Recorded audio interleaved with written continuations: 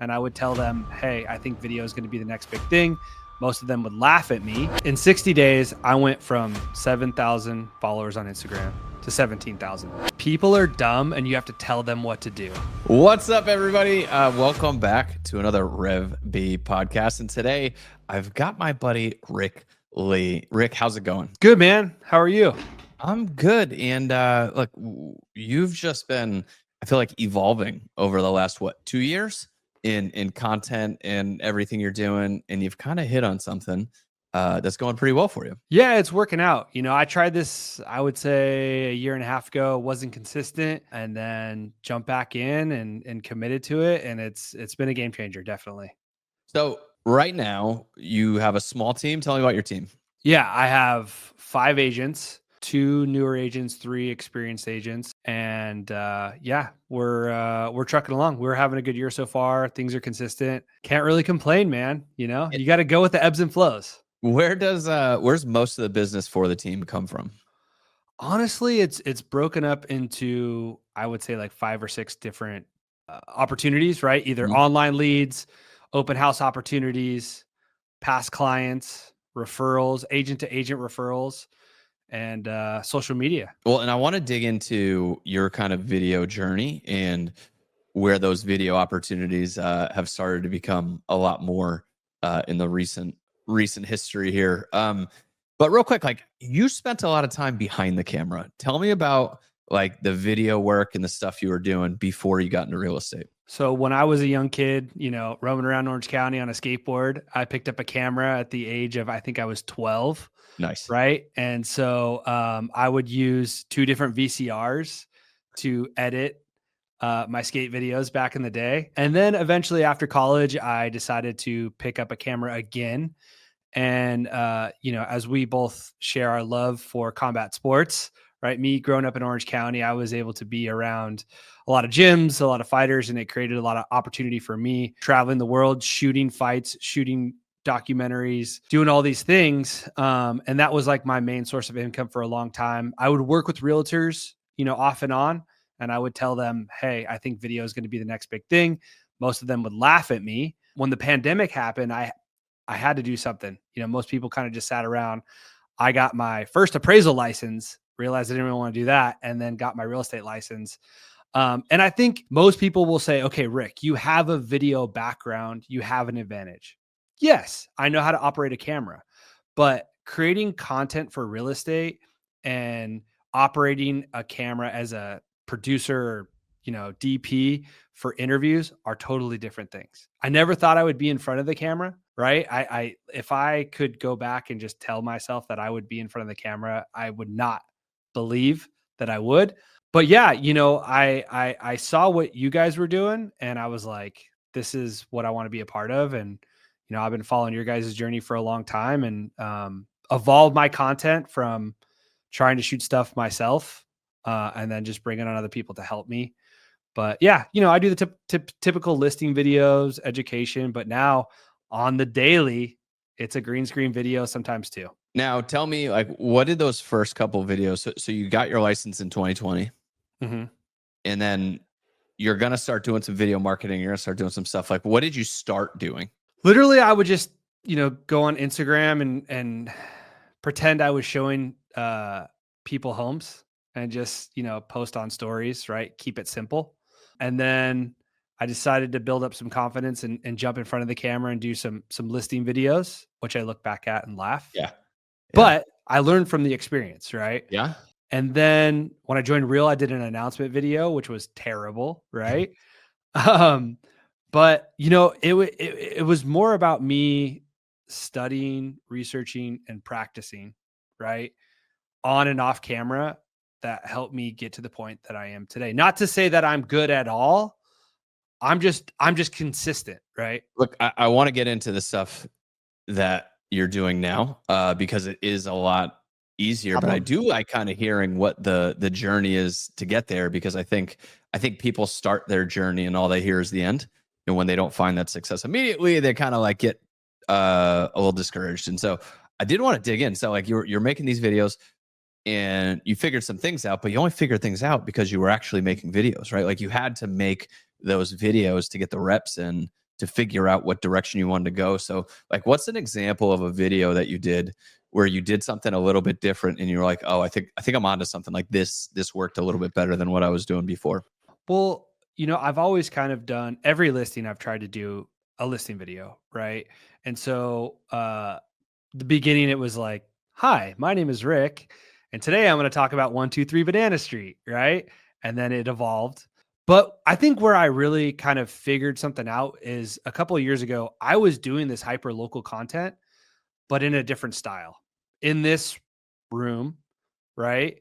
And, paying an editor to make it sexy, flashy, B-roll every 2 seconds, me disappearing, the background disappearing.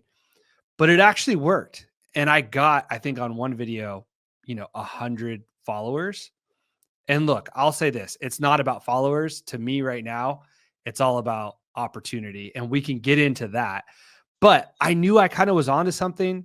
And then when I saw Bill Olson, Katie, and everybody else kind of doing this green screen stuff, it's like, I'll try it. And it started working.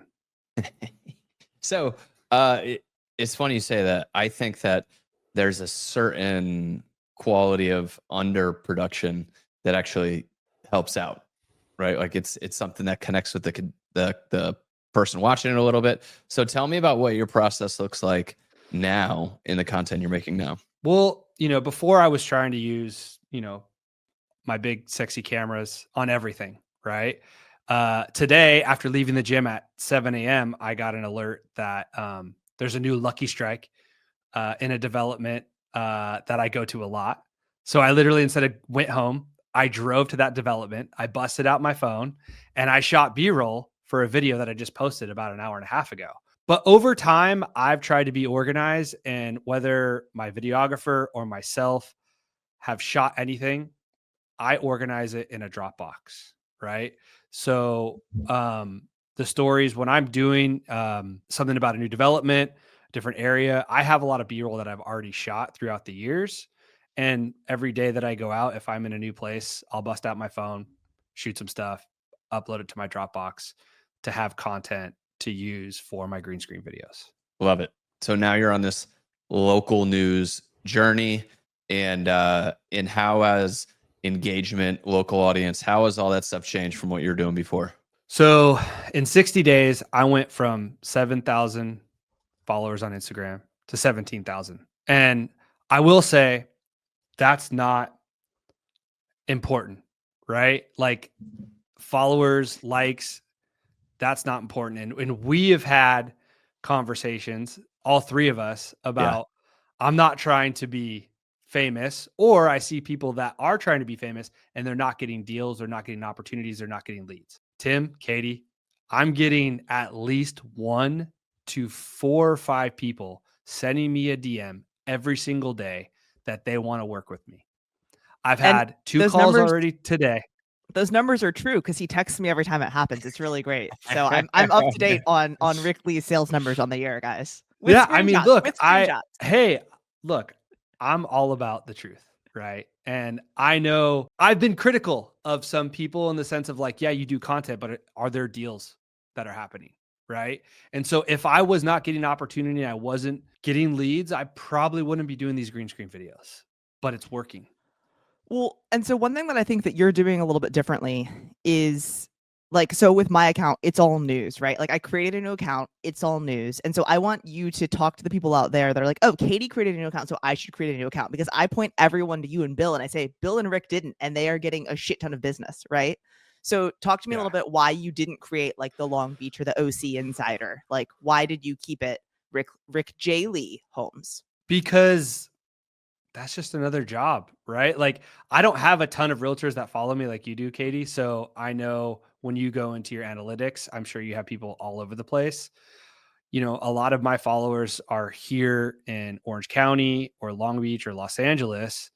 And I just didn't want to have to like deal with another page. I want everything to be on my page. And I don't talk too much about like just like other than real estate stuff, right? Like today I did talk about Lucky Strike being going to happen at Long Beach Exchange, which is a place I go to all the time.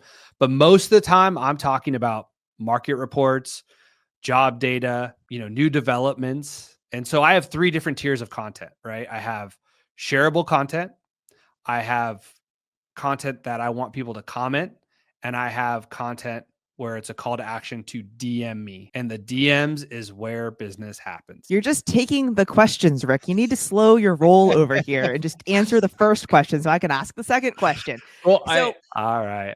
Tim, we could dive in. Let's dive in. Tim, you had like 5 minutes alone with Rick. Let me ask my questions. All right, sir, just shut the up. Okay. So, okay, you're doing a lot more real estate related content. You're keeping it all on your page. You didn't create a new page, right? What was the reasoning behind focusing on real estate? Just straight, like, I know that this, because like, what was the reason to just stick to more focused on real estate content? Like I said before, like, I'm doing this to create opportunity and leads for me and my team, right? Not to be Instagram famous. If I have no more followers from now on and I can get 1 lead a day and there's 10 likes on the video, I'm happy. Doesn't matter. I think the way the algorithm is right now on Instagram is very good for that. And so previously, like, I had a local post take off and do really well, like get the local audience that I was shooting for, even though my follower base on Instagram is totally confused and an absolute mess. And so right now, like, the algorithm's gotten better where it's doing a lot of the work for you, even if you do have an Instagram page that's a little bit of a mess. I do think that's an interesting point, though, that you're focusing more on real estate development stuff, because we do see people doing well with, hey, the movie theater's opening up down the street or whatever that stuff is. But I like that you are refining it, because I agree the type of person that's interested in your content is probably a more sophisticated viewer. And, like, let's be honest, you were in a high price point market. You're in a market where it's kind of hard to buy a home and everything's higher. And the percentage of people that can own a home, I bet you, is like a lot different than in some more affordable markets. And so making sure you're niching down on that audience probably has something to do with it too. But what is it that you think you're doing that gets the DM? Because I know people who grow an audience but don't get the conversation. And so where do you think the magic happens on why people are DMing you to do business with you? Can I be real here? No. Please don't. Fake. No, just fucking make it up. People are dumb and you have to tell them what to do. Right? Is that you have the hook? to talk to your audience. That's the hook. Seriously, I'm sorry. I know that other realtors are going to be listening to this. I hope none of my clients are listening to this, or people that follow me on Instagram. Won't. But it's one of those things where you talk to your audience. If you're looking to buy a home in Long Beach, California, you need to hear this, right? And at the end, DM me so we could talk about your next move. DM me LB opportunity. DM me new home. And people DM. If you don't say like a word or a couple words, they don't know what to DM you. They won't just be like, hi, right? You did get a few that were like, say, hi. You're like, what do you need? I mean, you do, but like, people are like, OC opportunity. Hey man, me and my wife have been searching for a home in Orange County. We live in blah, blah, blah. We haven't found a realtor yet. Are you able to chat? Actually, that person I'm talking to at 4:30 today, that sent me that exact message. But if you just tell people what to DM you, it starts the conversation. So not every video, though, has a call to action. Some of them you're just like, this is the information and here we go. Or every single video is, hey, DM me this keyword. No, like the I posted 2 videos today. One that I recorded last night. Yeah. And then you missed it, but I was driving home from the gym this morning and a new development was announced, or Lucky Strike was announced at a place I go to all the time. So I literally drove there, shot B-roll, right? Came home and posted the video, right? Because I want to be first too, right? Yeah. But yeah, those videos were like comment and share with someone who lives in the area, right? Yeah. So those are I used to believe that you only kind of have one call to action, but again, if you just you don't say all 3 things, right? Most of the time it's one thing, but like, I think with the LBX Lucky Strike one, it was like, parking is going to be an issue. Comment below to let me know what you think, and also share this with someone who lives in the area. Right? Yeah, I also think that you can have a call to action that you're actually saying. You could have one on screen and you can have one in the caption, right? Because like some people won't like you see like the first 3 seconds, right? And you see like the trail off of views. So some people aren't even going to make it to the end. So they're not going to hear you talk about parking. Some people may read it in the caption. And then maybe if you have something pop up where it says share it with a friend or, you know, whatever it may be, like you'll get different things from different people. So having either one that's always consistent or some things that kind of test them out, I think is a good move.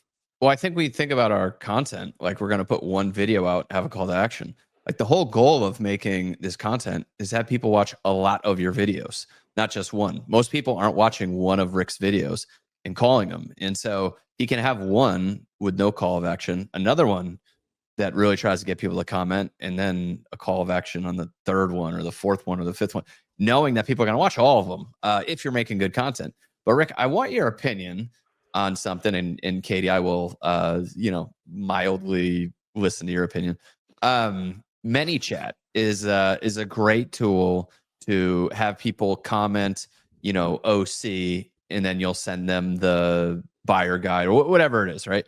And I think it's great. We've seen a lot of people do well with it. But I've lately, like Broke Agent will make a post and it's really funny.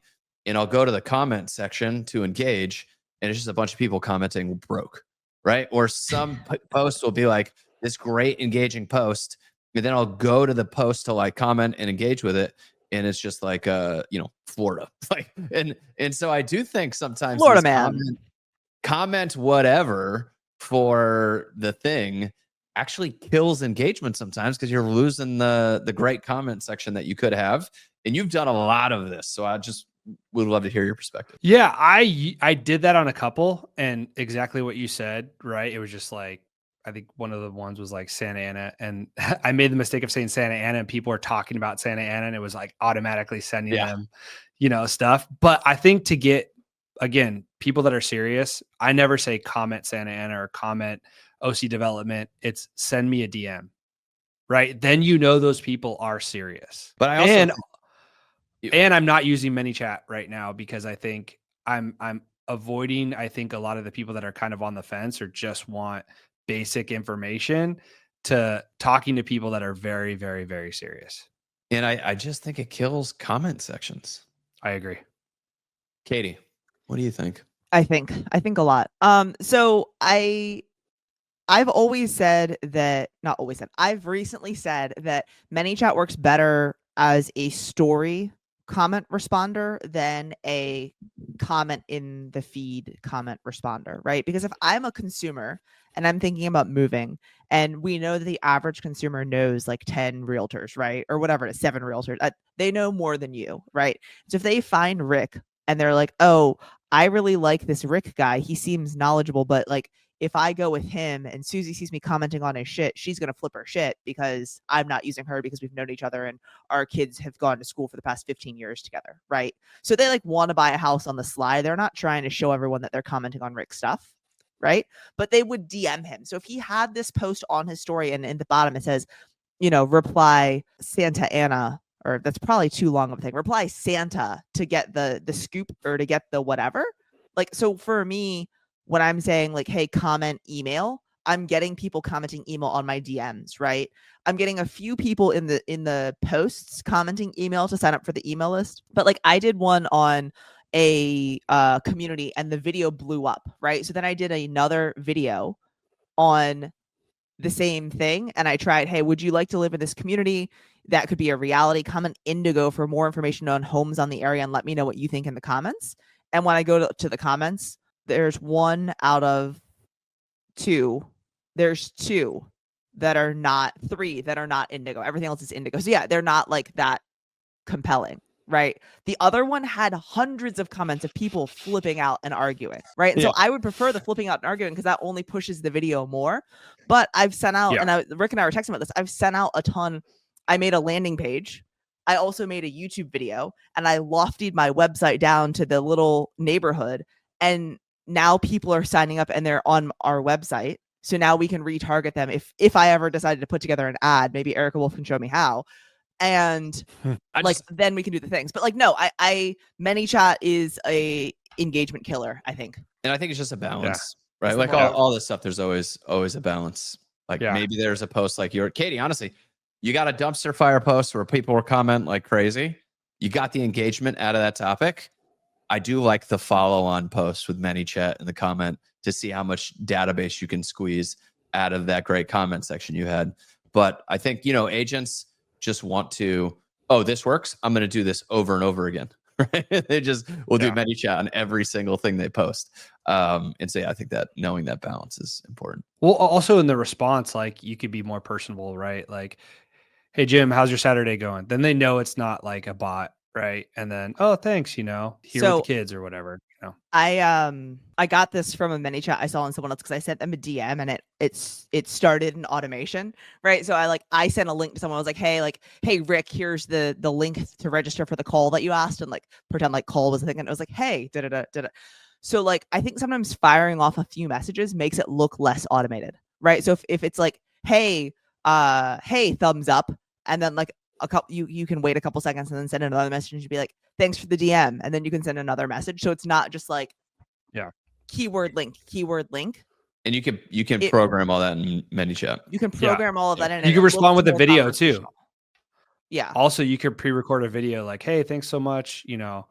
Appreciate you sending me a DM. Like, I'll be in touch soon or something. So I think there's a ton you can do with ManyChat. Just think about it. Yeah. I like it. Think about in 20, we're in 2025 right now. Think about in probably just 2026. You could have an automation set up to where when someone DMs you, it's tied to Hey Jen, and it takes their thing and it scans their profile to get their first name, because their first name's not usually their username, to be like, hey Rick, what's up, man? Appreciate you to be over. Ed Stulak would get so many referrals. It's going to be 2030. 2030 is gonna be a different world with this stuff. Yeah. That's why, that's why you got to get into it now, so you're not totally just in the dust 5 years from now. Are we going to talk about AI anytime soon? Oh, never mind. This is going to air. This is probably going to air after REVB. It's going to air after REVB. Yeah, it'll be after REVB. We have had already talked a lot about AI. This will be fun times. Yeah. Oh. Hey, you guys, I'm here to answer questions, so you let me know. Wait, okay. Is that you, the real Rick, or you AI? It's not Rick. It's Hey Jen Rick. Okay. So I want to talk a little bit about you making the news. You're not really making the news. You taking data and reporting on the data, right? Because I think for a lot of people, you live in a pretty big area in comparison to other states and cities, right? So you reporting on the news runs out. And so you were like, okay, what are some trends that I could take that I could then give my opinion on? Can you talk a little bit about that? Yeah, I was finding myself stressing out trying to find the best. I would literally write 3 or 4 scripts a day and then just pick the best one as the news came out. And I was like, I got to stop this. I got to focus on reaching out to clients, kind of running my team and doing that. So what I do, I'll just think of different ideas of I did a video that I'll probably post tomorrow about, the smallest cities, or sorry, the biggest lots in Orange County, right? So went and found what the biggest lots in what city was in Orange County and then made a video about that. Then I also went and I'll take data from market reports, right? And I'll screenshot all the different data from the MLS, put it into AI, have it break it down, and then make a video out of it. So, it's creating your own opportunity and your own news. I'll even take job trends, right? What jobs dominate different areas of the city, and then create a video about that as well. So when the headlines aren't there, you are just creating your own. 100%. And how's the engagement been on those posts? Some of the best. What do you think it is about, something like largest lots? What makes that engaging? It's just you're talking to a specific buyer, right? They're like, I have a lot of people that follow me in Los Angeles that want to move to Orange County. They have no idea what city has the biggest lots, Yeah. Or in Long Beach, you have aerospace and you have the port, right? And so most people think those jobs dominate that economy, which is not true, right? It's healthcare, it's other sectors that really help keep the housing market stable, right? So it's using that information to tie back into the housing market. Well, I also like it because I'm sure people have an opinion about it. Yeah. The fact that, why are LA lots so small and Orange County lots are much bigger? And like, why are these other jobs here? And, you're making content, I think, about topics that people have an opinion about, that whether we realize it or not, people actually do care about, because everybody, lives somewhere. And a lot of those people think that their lot should be bigger. Well, and also, everyone the thing does. that I realized, so the other thing too, I realized is like I was doing relocation YouTube content, and I got maybe 10 leads a year, right? And I only have conversations with 2 of them. What I realize is most people aren't really moving to specific cities in Orange County as like relocation. It's people that live in Anaheim that want to move to Irvine. Right? It's people that live in Westminster that want to move to Newport. And so that's where this local hyper content is connecting with people, because it's local stuff with local people that's building connection and making opportunities happen for myself and my team. Rick, I love that, because you got your license in 2020. The YouTube channel, Relo YouTube channel in our world was just crushing it. And so like that was the thing to do. You saw that. You took a shot at it. I remember yourself, like you did some decent stuff with it, but it wasn't the right tactic for you. But you figured things out while you were doing it, right? You figured things out while you're doing it and adjusted. And so we always talk about this idea of try, fail, analyze, adjust. And I think in that analyze, adjust period is where the magic happens for so many of the people that we talk to. And so I love the fact that you went and built that YouTube channel that didn't work that well, because you probably wouldn't have gotten to where you're at now if you hadn't gone and done that. And so I love to see you crushing it, man. Love to see where you're at now. Love to hear the journey and the story. And so my last question is like, what's next? Just be consistent, right? And I want to say, for anyone that is, thinking about doing these types of videos, it's not hard. If Katie can do it, anyone can do it. But no, seriously, all jokes aside, like you just got to be consistent, right? Like put time and effort into it. Go ahead. We spent 29 minutes on a podcast that's never going to air, Rick Lee. It's really unfortunate for you, bro. Sorry, Tim. Sorry. I just have faith in yourself and just be consistent. And look, some of the videos might be shitty in the beginning, or they might not be, but just keep doing it. Read your audience, read your analytics, and just be consistent. And that's what I'm going to do. I'm stressed out going to REVB because I'm like, I have to record a bunch of videos before I leave, because I have to have a video out every single day. Because literally every time I put out a video, I get, like I said, 1 to 5 people hit me up.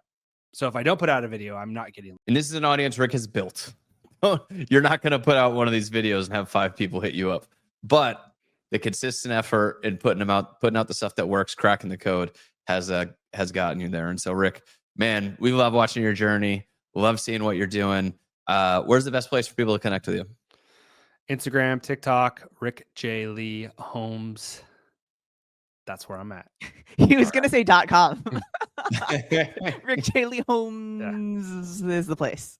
Yeah. Either way. Well, thanks for coming on, man. That was good stuff. Appreciate you.